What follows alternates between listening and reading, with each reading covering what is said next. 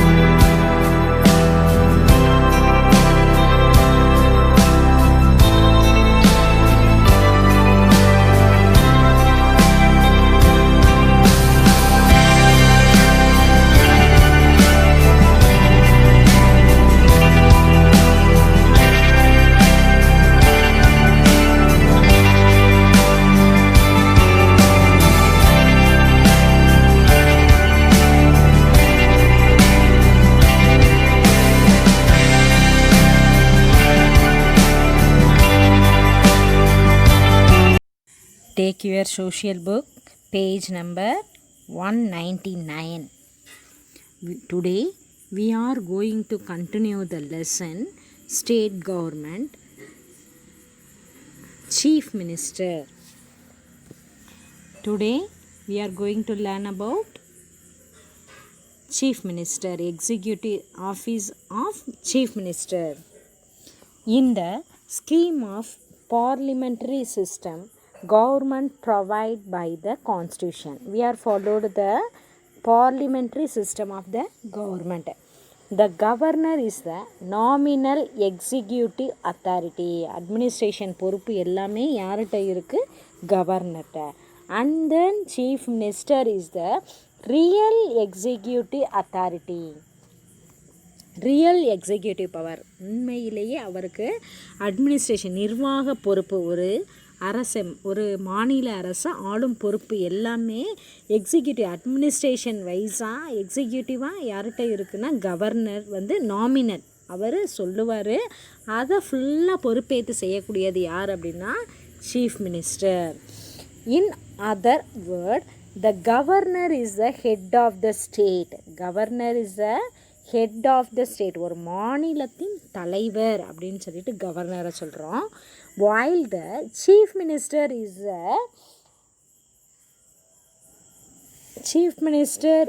the head of the government. chief minister is the head of the government, ஒரு அரசாங்கத்தின் தலைவர் அப்படின்னு chief minister சொல்கிறோம். who is the real executive authority? chief minister is a real executive authority in the state. Next one, in who is the head of the state? Who is the head of the state? Governor is the head of the state. Who is the head of the government? chief minister is the head of the government. How the chief minister will be appointed? The appointment of the chief minister. The chief minister is appointment by the governor of state. chief minister யார் appointment பண்ணி வைக்கிறான்? Governor தான் appoint பண்ணி வைக்கிறாரு. The term of the chief minister is not fixed. அவர் வந்து இந்த டேர்முக்கு மட்டும்தான் 5 இயர்ஸ் யார் வந்து ஓட்டு வாங்கி எலெக்ஷனில் வின் பண்ணுறாங்களோ அந்த மெஜாரிட்டி பார்ட்டியில் இருக்கக்கூடிய லீடர் தான் சீஃப் மினிஸ்டராக நியமனம் செய்கிறாங்க. He may remain as the chief minister as long as he enjoy the support of the majority of the members of the legislative assembly. சட்டசபையில் அவர் பெரும்பான்மையானவங்களை அவர் நியமனம் செய்யணும். அப்போ தான் அவர் அந்த ஆளுங்கட்சியில் லீடராக இருக்க முடியும். he has to resign when he lost the confidence of the majority in the assembly. எப்போ இவர் பதவி விலகிறார் அப்படின்னா கான்ஃபிடென்ஸ் ஆஃப் த மெஜாரிட்டி, அவரோட மெஜாரிட்டி பார்ட்டியை எப்போ இழக்கிறாரோ அப்போ வந்து அவர் அந்த பதவியிலிருந்து இழக்க நேரிடும். It is understood that normally he completed 5 years term like other member of legislative assembly. இவர் 1 டைம் வந்து எலெக்ஷனில் வின் பண்ணிட்டாங்க அப்படின்னா எத்தனை வருஷம் இவர் கண்டிப்பாக ஒர்க் பண்ணி ஆகணும்? 5 இயர்ஸ் டேர்மில் லெஜிஸ்லேட்டிவ் சட்டமன்ற சபையில் இவர் பொறுப்பாளராக இருக்கணும். There is a appointment of the chief minister. Who will appoint the chief minister? The chief minister is appointed by the governor of the state. How many terms he worked the legislative assembly? 5 years terms. He worked at the 5-year terms in that legislative assembly. Listen ma, in your book next paragraph இருக்கும். The term of the chief minister it's not fixed அப்படின்னு ஒரு paragraph இருக்கா, அதை அப்படியே strike out பண்ணிக்கோங்க. இது இந்த new புக்கில் இந்த பேராகிராஃப் இல்லை. Okay, next one powers and function of the chief minister.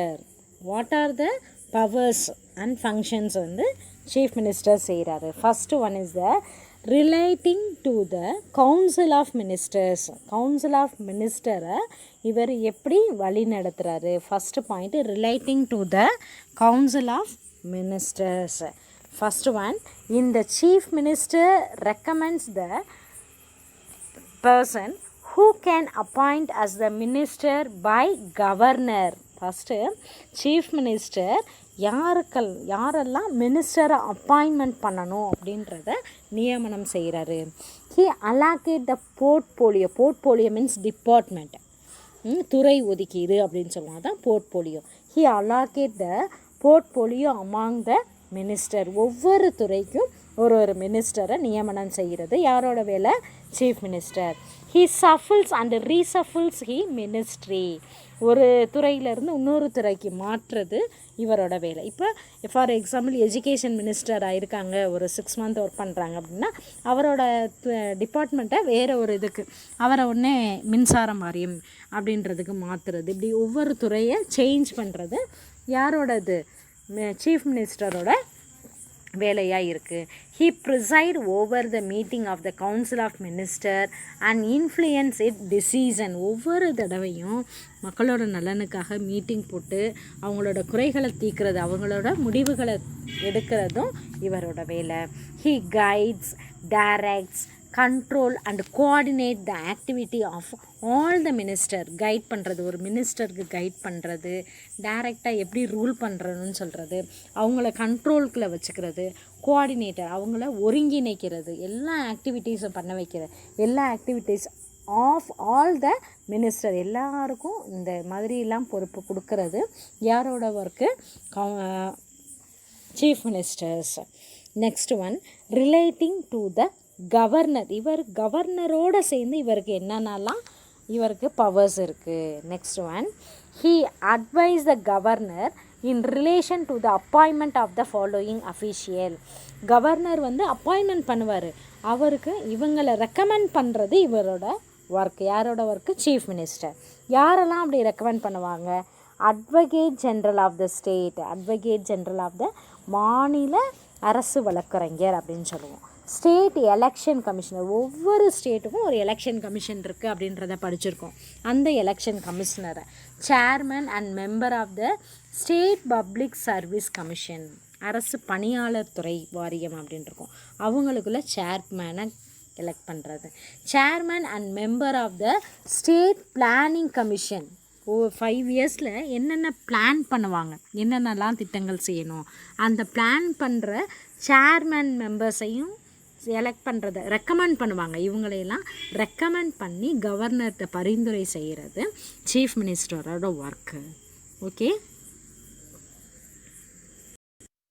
Next one, chairman and member of the state finance commission. State finance commission ஒரு நிதித்துறை அப்படின்னு சொல்லியிருக்கோம். அவங்களோட மெம்பர்ஸை தேர்ந்தெடுக்கிறதும் யாரோட ஒர்க்கு? Chief minister. சீஃப் மினிஸ்டரோட ரெக்கமெண்டில் கவர்னர் இவங்க எல்லாரையும் அப்பாயின்மெண்ட் பண்ணுவார். Next power is relating to the state legislator. சட்டமன்றத்தில் இவருக்கு என்னென்னலாம் அதிகாரம் இருக்குது? The chief minister advise the governor with regard the summoning and programming the section of the state assembly. chief minister advise the governor. கவர்னருக்கு chief minister வந்து advice கொடுக்குறாங்க. எப்படி ஒரு அசம்பிளியை எப்படி ஆரம்பிக்கணும், ஸ்மோனிங் அப்படின்னு ஆரம்பிக்கிறது, அண்டு ப்ரோக்ரிங் அதை திடீர்னு என்ன செய்கிறது, கலைக்கிறது, முடிவு பண்ணுறது, அதையும் அட்வைஸ் யாருக்கு கொடுக்குறாரு? சீஃப் மினிஸ்டரும் அண்ட் கவர்னரும் முடிவெடுக்கலாம். He announce the government policy on the floor of the house. Policies, கவர்மெண்ட்டோட பாலிசிஸ் என்னென்னலாம் இருக்குது அப்படின்றத லெஜிஸ்லேட்டிவில் அசம்பிளியில் என்ன செய்யலாம், எடுத்து சொல்லலாம். He can introduce the bill in the legislative assembly. Bill அப்படின்னா ஒரு ஆக்ட், ஒரு சட்டத்தை கொண்டு வர்றதுக்கு முன்னாடி அதை வந்து சட்டமாக ஆக்குறது தான் பில் அப்படின்னு. பில் அப்படின்னா நம்மளுக்கு கொடுக்குற ஷாப்பில் கொடுக்கறத கூட பில் அப்படின்னு நினச்சிக்கக்கூடாது. ஒரு சட்டத்தை கொண்டு வர்றதுக்கு முன்னால் மசோதா அப்படின்னு சொல்லுவோம், அதை நிறைவேற்றுறது. ஆக்டை கொண்டு வர்றதுக்கு முன்னால் இருக்கிறது தான் பில் அப்படின்னு சொல்லுவோம். He can recommended for the dissolution of legislative assembly to the governor any time. இவர் அசம்பிளியை எப்போ வேணாலும் கலைக்கிறதுக்கு என்ன கொடுக்கலாம், பர்மிஷன் கொடுக்கலாம். கவர்னரோடு சேர்ந்து எப்போ வேணாலும் அசம்பிளி என்ன செய்யலாம், கலைக்கலாம். இதெல்லாம் லெஜிஸ்லேட்டிவில் இவளுக்கு இருக்கக்கூடிய பவர். யாருக்கு இருக்கக்கூடிய பவர்? Chief minister.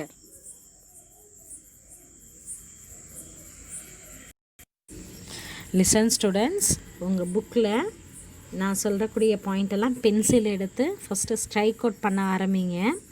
முக்கியமான வேர்ட்ஸ் எல்லாம், வேர்ட்ஸ் எல்லாம் அண்டர்லைனும் பண்ணிக்கோங்க. இதில் பேஜ் நம்பர் 200 எடுத்துகிட்டு அதில் அதர் ஃபங்க்ஷன்ஸ் அண்ட் பவர்ஸ் இருக்காமா, அதை ஸ்ட்ரைக் அவுட் பண்ணிக்கோங்க. நெக்ஸ்ட்டு என்ன இருக்குது? Council of ministers. அடுத்து என்ன பார்க்க போகிறோம்? கவுன்சில் ஆஃப் மினிஸ்டர்ஸ் பார்க்க போகிறோம். The council of ministers are collectively responsible for the state assembly. ஒரு முக்கியமான, ஒரு சட்டசபையில் ஒரு முக்கியமான அங்கம் அப்படின்னு சொல்லி யாரை சொல்லுவோம்? கவுன்சில் ஆஃப் மினிஸ்டர் அப்படின்றது. ஒரு முக்கியமான துறைகளில் இருக்கக்கூடிய மினிஸ்டர்ஸ் தான் கவுன்சில் ஆஃப் மினிஸ்டர்ஸ். ஸ்டேட் லெஜிஸ்லேட்டிவில் எம்எல்ஏ அப்படின்னு சொல்லுவோம். அவங்கள நம்ம தான் ஓட்டு போட்டு தேர்ந்தெடுப்போம். முக்கியமான துறைகளை வந்து சீஃப் மினிஸ்டர் ஒதுக்கீடு செய்வார். ஃபார் எக்ஸாம்பிள் ஃபினான்ஸ் மினிஸ்டர், இந்த மாதிரி ஹோம் மினிஸ்டர்ஸ் அப்படின்னு சொல்லிட்டு தனித்தனியாக ஒரு முக்கிய துறைகளை போர்ட்ஃபோலியோஸ் டிபார்ட்மெண்ட்டை ஒரு மினிஸ்டர்ஸ்க்கு கொடுப்பாங்க. அந்த 13 இருக்குது. அதில் இம்பார்ட்டண்டான டிபார்ட்மெண்ட் வந்து 13 இருக்குது. அந்த 13 டிபார்ட்மெண்ட்ஸில் இருக்கக்கூடிய மினிஸ்டர்ஸ் தான் கவுன்சில் ஆஃப் மினிஸ்டர்ஸ் அப்படின்னு சொல்லுவோம்.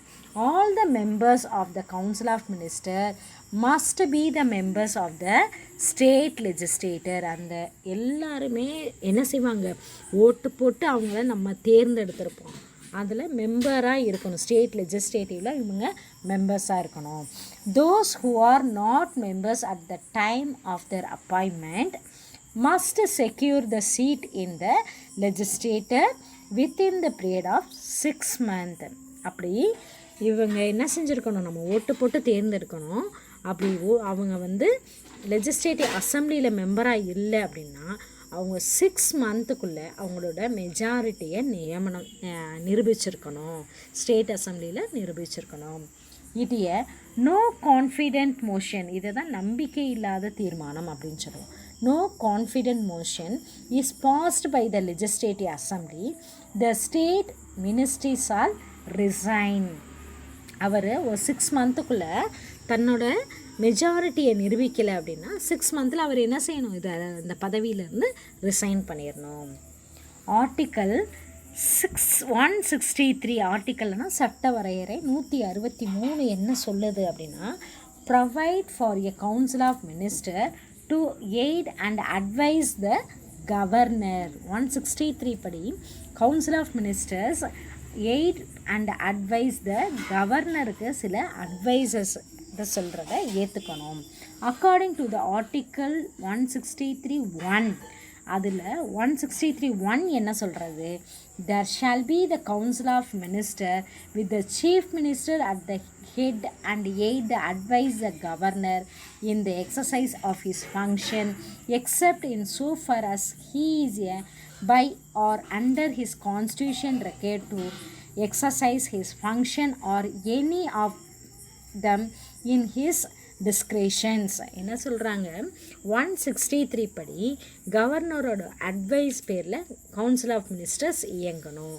அப்படி 163(1) என்ன சொல்லுது அப்படின்னா, கவுன்சில் ஆஃப் மினிஸ்டர்ஸ் வந்து யாரோட தலைமையில் வந்து இயங்கணும், சீஃப் மினிஸ்டர் அண்ட் கவர்னரோட அவங்களோட பரிந்துரையின் பிறகு கவர்மெண்ட்டோட என்ன செய்யணும், கான்ஸ்டியூஷன் அரசாங்கத்தை அமைக்கணும், வழி நடத்தி செல்லணும் அப்படின்னு சொல்லிட்டு 163(1) ஆர்டிக்கல் 163(1) வந்து சொல்லுது.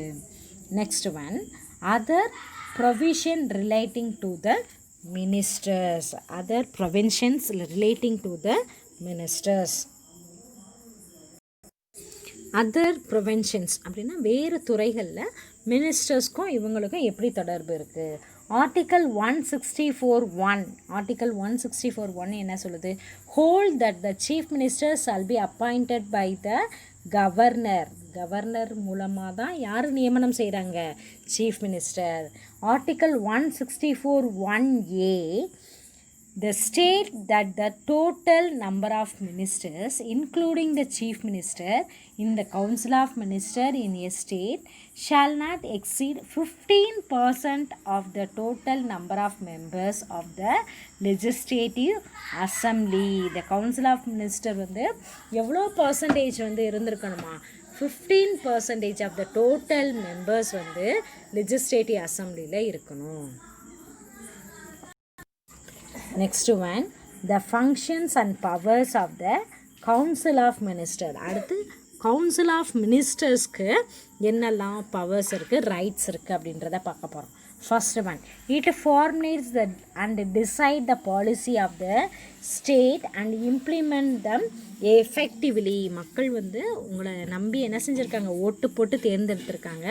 அவங்க நம்பிக்கைக்கு ஏற்றபடி புது புது பிளான்ஸை இம்ப்ளிமெண்ட் சிறப்பாக எஃபெக்டிவ்லி சிறப்பாக ஒவ்வொரு பிளானையும் ஒவ்வொரு ஸ்டேட்லேயும் நடைமுறைக்கு கொண்டு வரணும். Second point, it decide the legislative program of the legislative assembly and the sponsors all important bill. இவங்க தான் ஒரு முக்கியமான அங்கம்னு சொல்லியிருக்கோம். எதுக்கு முக்கியமான அங்கம், லெஜிஸ்லேட்டிவ் அசம்பிளியில். அப்போ லெஜிஸ்லேட்டிவ் ப்ரோக்ராம் ஒரு சட்டசபையில் நிகழ்வுகளுக்கு இவங்க தான் பொறுப்பு. ஒரு மசோதா, ஒரு சட்ட மசோதா, ஒரு பில்லை வந்து ஆக்டாக கொண்டுட்டு வர்றதுக்கு யார் பொறுப்பாளர், கவுன்சில் ஆஃப் மினிஸ்டர். ஒரு சட்டத்தை நிறைவேற்றுறதுக்கு யார் பொறுப்பாளராக இருக்காங்க, council of minister. It control the financial policy. எதை கண்ட்ரோலில் வச்சுக்கணும், financial policy. And decide the tax structure for the public welfare of the state. ஒவ்வொரு துறைக்கும் கவர்மெண்ட் என்ன கொடுப்பாங்க, ஒரு வரவு நிதி ஃபண்டை வந்து டொனேட் பண்ணுவாங்க. அந்த ஃபண்டுக்கு அவங்க தான் பொறுப்பு. அதில் மக்களுக்கான நலத்திட்டங்களை செஞ்சு அதுக்கு கணக்கையும் காமிக்கணும் அசம்பிளியில். It makes the important appointment of the head of department. இதில் நிறைய டிபார்ட்மெண்ட்டில் அப்பாயின்மெண்ட்ஸ், நிறைய வேலை ஆட்களை நியமனம் செய்வாங்க. It discuss and takes effort on the dispute with other state.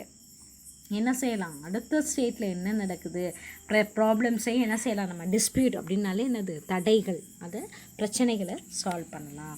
It frame the proposal for incurring expenditure out of the state reserve.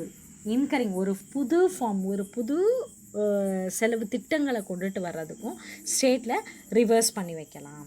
He decide all the bills whether ordinary bill or money bill to be introduce in the legislative assembly. இது பண மசோதாவா இல்லை நார்மலான ordinary பில்லா அப்படின்றத ஒரு சாதாரண சட்டமா அப்படின்னு சொல்லி கொண்டுட்டு வர்றதும் முடிவு பண்ணுறதும் இவங்களோட ஒர்க்கு.